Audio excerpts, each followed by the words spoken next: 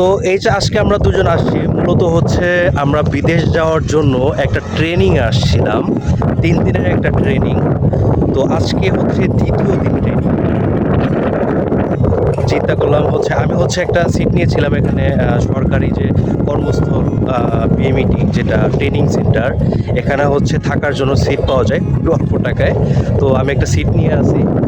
তো তুহিন আজকে আমার সাথে থাকবে একটা সিট নিয়ে।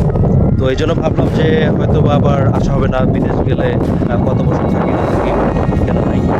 তো এই জন্য মূলত হচ্ছে আজকে দুজন আসছি একটু হচ্ছে ঘুরতে। তো ফিলটা খুবই ভালো, সুন্দর বাতাস। তো নদীর পাশে আসলে আসলে একটু বাতাস লাগে, ভালো লাগে। তো আপনাদের কাছে যদি সময় হয়, যারা সিরাজগঞ্জ থাকেন বা আশেপাশের জেলায় থাকেন, এই চায়নাবাদে, আরেকটা কথা বলতে ভুলে গেছি, চায়নাবাদে 3টা ঘেট আছে, 4টা ঘেট আছে। তো এই ফিলটা পাওয়ার জন্য একমাত্র 3 নাম্বার গেটে আসলে আপনি হচ্ছে ভালো একটা ফিল পাবেন। তো আসলে সরাসরি বলতে গেলে এটা কক্সবাজারের সেকেন্ড ভার্সন বললেও ভুল হবে না। আমরা আসলে গোসল করার প্রিপারেশন নিয়ে আসি নাই দেখে গোসলটা করতে পারতেছি না। তো যেটা করবেন এখানে আসার জন্য করতে হবে যেটা, প্রথমে সায়দাবাজ নামতে হবে। সায়দাবাজ থেকে একটা সিএনজিতে করে হচ্ছে আপনি গোল চত্বর পর্যন্ত আসতে পারেন, অথবা বললেই হবে যে চায়না চত্বর যাব, ওখানে বললেই কিন্তু আপনাকে দেখায় দিবে। তো এখানে আসছি আজকে 2-1 ঘন্টা ঘুরবো ফিরবো। তো ভালো লাগতেছে এখানে, আসলে ওরকম টাকা পয়সা লাগে না। অনেক লোক আছে, আরও লোকজন আসবে। যদি আমি ফ্রন্ট ক্যামেরা একটু পরে চালু করব, দেখাবো কি অবস্থা। তো চারপাশে ঘুরতেছি, দেখতেছি খুব সুন্দর পরিবেশ। তো তোমরা হয়তো বুঝতে পারতেছো এখানে বাতাস টাতাস আছে ভালোই, চলতেছে খুব ভালো। তো চলো সামনের দিকে যাওয়া যাক, কি পরিস্থিতি সামনে, চলো। এটা হচ্ছে চায়নাবাদের অন্য একটি অংশ যেখানে অনেকগুলো ঘাস টাস আছে। তো আমরা এদিকে যাওয়ার উদ্দেশ্য হচ্ছে, কয়েকজন ভাইকে দেখলাম ওখানে মাছ টাছ ধরতেছে। তো আসলে মাছ টাছ ধরা দেখলে আমারও খুব এক্সাইটেড লাগে দেখার জন্য বা শোনার জন্য। তো ভাবলাম যে আপনাদের সাথেও শেয়ার করি। তো এই জন্য মূলত এই দিকে মুভ করলাম। আমাদের যাওয়ার কথা ছিল এই যে উপর দিক, তো আমরা এই দিক থেকে মুভ করতেছি। বিষয়টা হচ্ছে যে ভাইদের কাছ থেকে একটু জানার চেষ্টা করবো যে আসলে মাছ কীরকম ওঠে বা কী কী মাছ পাওয়া যায়। তো যাই ওইদিকে, এদিক তো অনেক কাদা। তো যাওয়ার চেষ্টা করতেছে, অনেক কাদা এই জায়গা দিয়ে। হ্যাঁ, আরে তো কাদা না যাই রে তুহিন।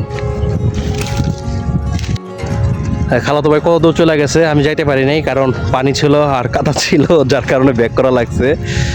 তো যাওয়ার ইচ্ছা ছিল, জানারও ইচ্ছা ছিল, কিন্তু যাইতে পারলাম না। ওই যে তারা, আমি যদি একটু জুম করে দেখাই, এই যে তারা এখানে আছে, এই যে সাদা গেঞ্জি পরা, তারা ফিশিং করতেছে।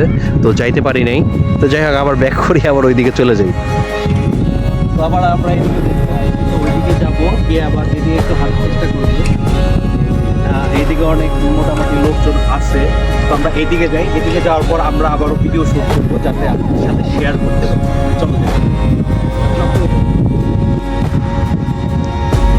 বিষয়টা হচ্ছে যে ওই জায়গাতে যাইতে চাইছিলাম মাছ ধরার জন্য, যাইতে পারি নাই। তো এদিকটা আবার ঘুরছি, এই মাছটা আবার একটু রাস্তা আছে, ওখানে হচ্ছে ভাইদের সাথে হয়তো কথা বলা যাইতে পারে। তো আমরা এই পাশ থেকে চেষ্টা করবো ভাইদের সাথে কথা বলার জন্য। আসো।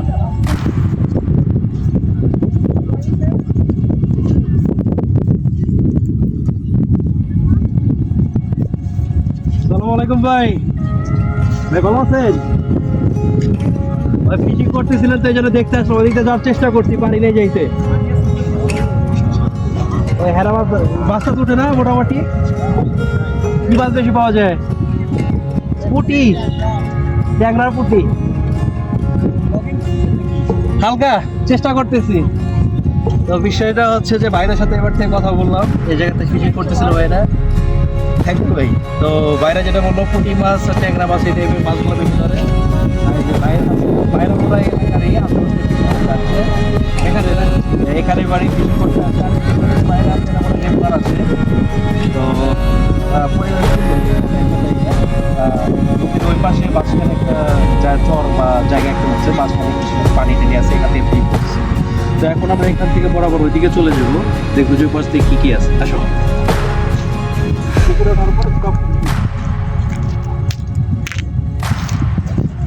তো আমরা এখন হাঁটছি এখান দিয়ে। তো আমি যদি রাস্তাটা একটু দেখাই, দূর পর্যন্ত লাল ব্লগের একটা ইয়ে আছে না, পিছনে দেখানোর দরকার নাই কারণ পিছনে সমস্যা আছে ভাই, ক্যামেরা সব জায়গায় ধরাটা উচিত না। বন্ধু তোমার কি অবস্থা? এদিকে এসো, তোমার সাথে একটু কথা কই। সুখ দুঃখে কথা কওয়ার মানুষ নাই। তোমার কি হয়েছে বলো তো? গার্লফ্রেন্ড চলে গেছে নাকি বউ চলে গেছে? বউ চলে গেলে তো তুমি ভাগ্যবান। আচ্ছা থাকো জায়গা, হ্যাঁ রাগ করো না, থাকো। বউয়ের হাতে প্যাচাপ করে নিও।